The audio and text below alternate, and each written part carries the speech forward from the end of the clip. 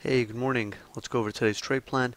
So in the overnight session, we saw that ES balanced within a range, holding below, for the most part, yesterday's first hour low, and below that 68 quarter, and with buyers active at that 57.75 to 59.75 support zone.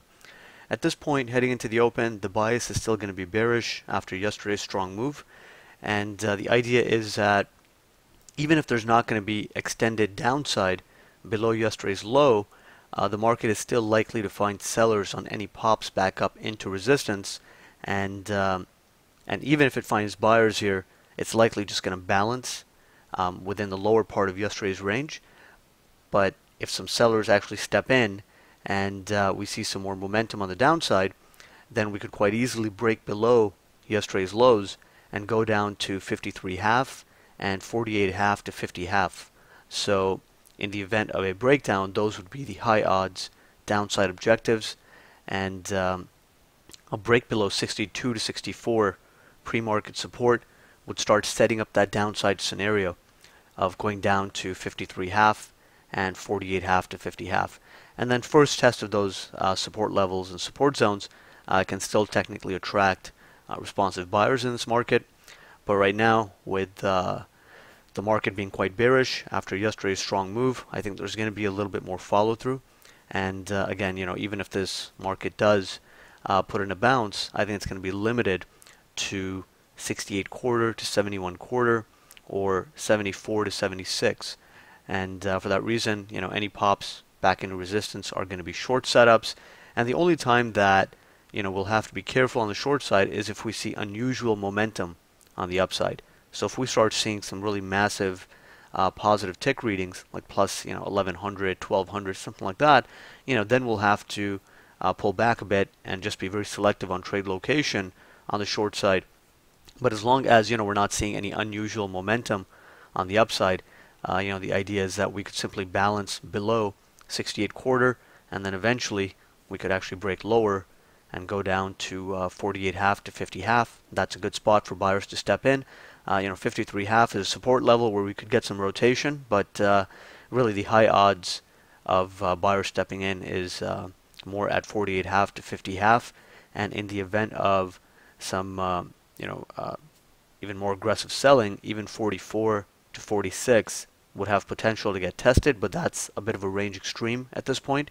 So the high probability downside objective in the event of a breakdown would be 48 half to 50 half, and that's a spot where we expect some short covering, some buyers to step in, and then we can get a bounce back up towards 53 to 55 and potentially the 57 to 58 area off of that, depending on just how aggressive the buyers are. But if everything's looking quite weak, then even 44 to 46 would not be out of the question. And again, responsive buyers can be active at 44 to 46, and we can simply balance within a range. So the overall idea is that after yesterday's big down move, there's more likely going to be balancing happening today, but because of the strong move, that balancing is likely to happen at lower prices. And if we break below initial support, then there can be some decent liquidation down to those lower support zones. So the bias heading into the open is bearish. On the econ calendar, the only really econ report this morning is consumer sentiment at 8:55 a.m. Central Time. So just be aware of that. That can cause some short-term price fluctuation. But the main idea today is going to be very cautious on the long setups, focus more on the short side, following yesterday's strong trend down, and look for a range extension down into the 48 half to 50 half. If initial support is resilient and we notice that despite multiple attempts that support zone can't break, then there could be a reversal setup back up to 68 quarters, 71 quarter. But considering we've tested that zone pretty well yesterday, I don't really have a whole lot of confidence in the 57.75 to 59.75 zone at this point. I think if we continue hammering at it, then it will crack, and the market can at that point put in a pretty decent move lower. So off the open, we're going to watch 62 to 64. If the market holds at this zone, there's potential for a rotation higher to initial resistance, and if we break below 62 and start holding below 62 to 64, then you want to be very cautious on considering any long setups. But be aware that we are at support, and buyers could step in, but the more likely scenario is to see more aggressive selling, and that's really going to be the focus. So again, unless we see something very unusual on the upside, some really decent momentum, or just multiple attempts and support can break, the focus is going to remain on short setups today.